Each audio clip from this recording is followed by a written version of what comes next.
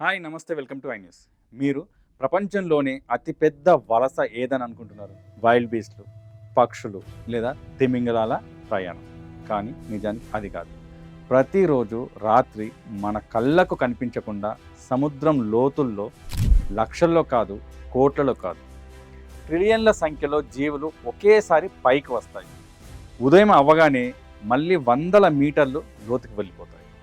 ఇది భూమిపై జరిగే ప్రపంచంలోని అతిపెద్ద జంతువుల వలస. అంతేకాదు, ఈ చిన్న జీవులు భూమి వాతావరణాన్ని కూడా ప్రభావితం చేస్తున్నాయని శాస్త్రవేత్తలు చెబుతున్నారు. అసలు సముద్రంలో ప్రతి రాత్రి ఏం జరుగుతుంది? 1940లో రెండో ప్రపంచ యుద్ధం జరుగుతున్న సమయంలో నౌకాదళాలు శత్రు జలాంతర్గాములను గుర్తించడానికి సోనార్ అనే సాంకేతికతను ఉపయోగించేవి.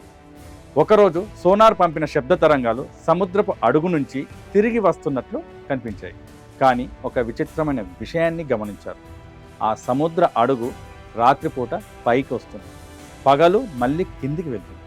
శాస్త్రవేత్తలు ఆశ్చర్యపోయారు. చివరికి తెలిసింది ఏంటంటే అది సముద్రపు అడుగు కాదు, లక్షల కోట్ల సముద్ర జీవులు ఒకేసారి కదులుతున్న పొర. దానినే నేడు డీప్ స్కాటరింగ్ లేయర్ అని పిలుస్తున్నారు. సముద్రంలో సుమారు 200 మీటర్ల లోతు నుంచి 1000 మీటర్ల వరకు ఒక ప్రత్యేక ప్రాంతం ఉంటుంది. దానినే ట్వైలైట్ జోన్ లేదా మెసోపెలాజిక్ జోన్ అంటారు. ఇక్కడికి సూర్యకాంతి చాలా తక్కువ చేరుతుంది. 1000 మీటర్ల కంటే లోతుకు వెళ్తే సూర్యకాంతి పూర్తిగా మాయమవుతుంది. అక్కడ చీకటిలో మెరిసే జీవులు కనిపిస్తాయి. అవి తమ శరీరం నుంచి వెలుతురును విడుదల చేస్తాయి. ఇది మరో ప్రపంచంలా కనిపిస్తుంది. ఈ ట్వైలైట్ జోన్లో అనేక రకాల చేపలు, జెల్లీ జీవులు, రొయ్యల వంటి జీవులు, జూప్లాంక్టన్ అనే సూక్ష్మజీవులు నివసిస్తాయి. రాత్రి అవగానే ఇవి అన్ని వందల మీటర్ల లోతు నుంచి సముద్ర ఉపరితలానికి వస్తాయి. అవి ఎందుకు పైకి వస్తాయి అంటే వాటి ఆహారమైన ఫైటో ప్లాంక్టాన్ కోసం. ఇవి సూర్యరశ్మి ఉండే పై భాగంలో పెరుగుతుంది కాబట్టి. రాత్రిపూట శత్రువుల నుంచి దాక్కుంటూ ఆహారం కోసం పైకి వస్తాయి. ఉదయం సూర్యుడు ఉదయించగానే మళ్ళీ లోతుల్లోకి వెళ్ళిపోతాయి.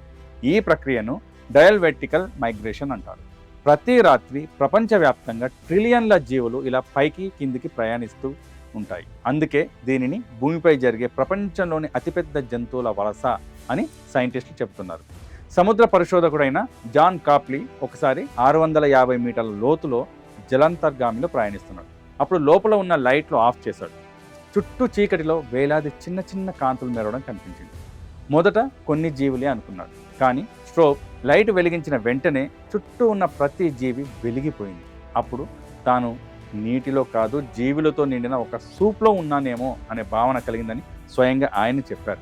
ఈ సూక్ష్మజీవులు చిన్నవే అయిన సముద్ర జీవ వ్యవస్థకు వెన్నుముక. ట్యూనా, స్వాట్ ఫిష్, తిమింగలాలు ఇంకా ఎన్నో పెద్ద జీవులకు ఇవే ప్రధాన ఆహారం. అంతేకాదు, వీటి ప్రతిరోజు ప్రయాణం వల్ల సముద్రంలోని పోషకాలు లోతులో నుంచి పైనుంచి లోతుల్లోకి చేరుతుంటాయి. దీంతో సముద్రంలో జీవచక్రం సజావుగా కొనసాగుతుంది. సైంటిస్టులు మరో ఆసక్తికరమైన విషయం కూడా చెబుతున్నారు. ఈ జీవులు ఆహారం తిని మళ్ళీ లోతులోకి వెళ్ళేటప్పుడు కార్బన్ను కూడా సముద్రంలోకి తీసుకెళ్తాయి. దీన్ని బయాలజికల్ కార్బన్ పంప్ అంటారు. ఈ సహజ ప్రక్రియ వాతావరణంలో కార్బన్ డైఆక్సైడ్ పరిమాణాన్ని తగ్గించడంలో కొంతమేర సహాయపడుతుందని పరిశోధకులు సూచిస్తున్నాయి. అంటే మనకు కనిపించని ఈ జీవులు భూమి వాతావరణ సమతుల్యతలో కూడా కీలక పాత్ర పోషిస్తున్నాయి. మనకు సముద్రం అంటే నీరు, చేపలు, తిమింగలాలు మాత్రమే గుర్తుకొస్తాయి. కానీ ప్రతి రాత్రి మనకు తెలియకుండా ట్రిలియన్ల జీవులు వందల మీటర్లో ప్రయాణిస్తూ సముద్రానికి, భూమి వాతావరణానికి, జీవచక్రానికి అవసరమైన సేవ చేస్తున్నాయి. ప్రపంచంలోని అతిపెద్ద వలస మన కళ్ళకు ఎప్పటికీ కనిపించదు, కానీ దాని ప్రభావం మాత్రం భూమి మొత్తం కనిపిస్తుంది. సో సబ్స్క్రైబ్ చేయండి, షేర్ చేయండి. Thank you.